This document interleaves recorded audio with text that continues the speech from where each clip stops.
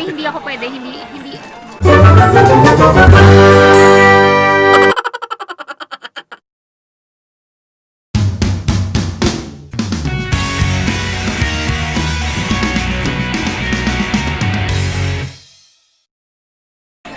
So, galing sa bahay, nagpahinga lang kami ng konti. Dumiretso kami ngayon dito sa Umeda para mag-dinner.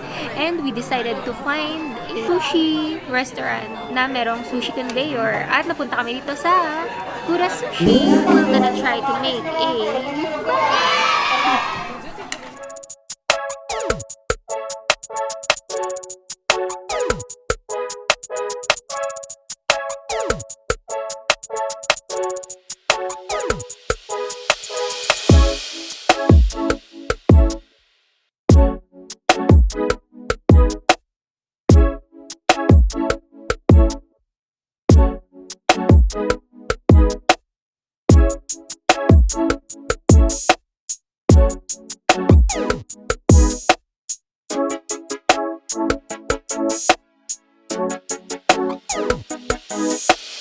sobrang sarap ng sushi dito. Hindi namin namalaya. Naka 2, 4, 6, 8, 9, 10, 11. Ay, 11. Naka 11 plates na kami.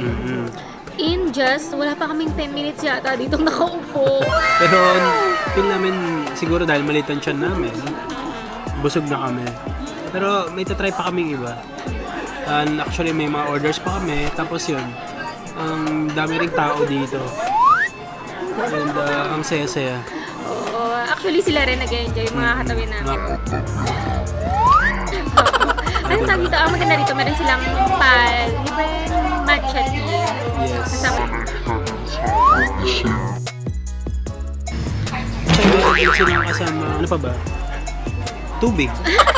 Hindi, pwede rin order ng juice. Alam ko meron pa silang mga set menu dito eh. Pero syempre, since nandito kami sa sushi house, hindi na namin in-order yun. Oo, nag-ano kami. Tsaka, ang sarap ng experience nung may conveyor belt. Tapos order ka dito sa monitor sa harap mo. Wait lang, Tapos kuha ko antay lang mo sa- darating yung ay, nakakita ka. That's score na.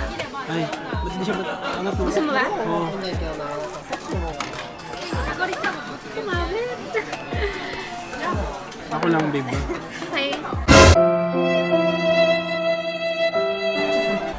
Sorry. It's okay. I just want to try.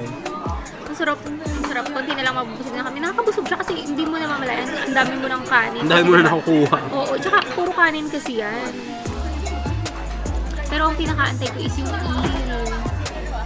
Simula nung natikman ko yung eel dun sa Nishimi Market. Nishiki.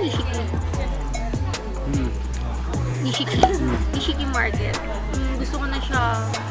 Medyo mas mahal yung eel dito kasi ang mga orders is 100 yen plus tax per order. 2 piece yun. Pero yung eel, pag in-order mo, 1 piece lang siya. Nakakatawa si Kuya.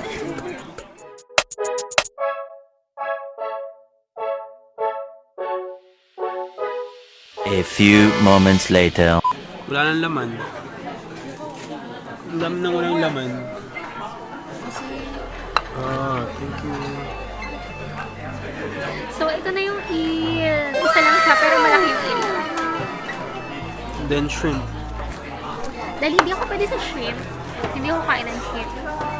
Dahil ayoko ng eel. Actually, hindi ako pwede. Hindi.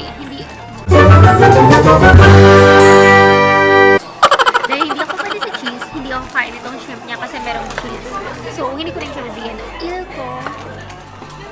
Hindi ko makain ng eel. Kumain ka ng eel sa Dito? hindi mo, bet.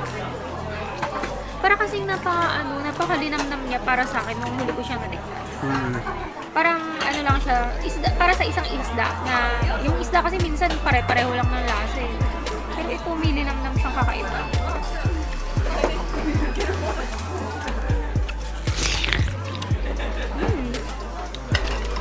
Sarap. Ano ba yan? Hindi kinakain ng ibang friends natin ito.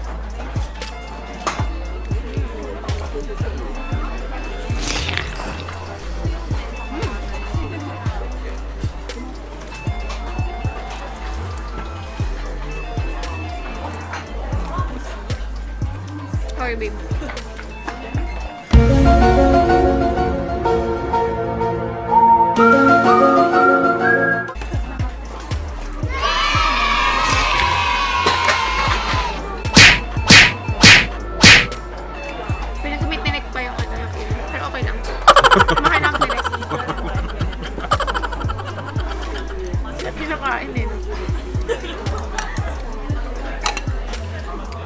Sarap.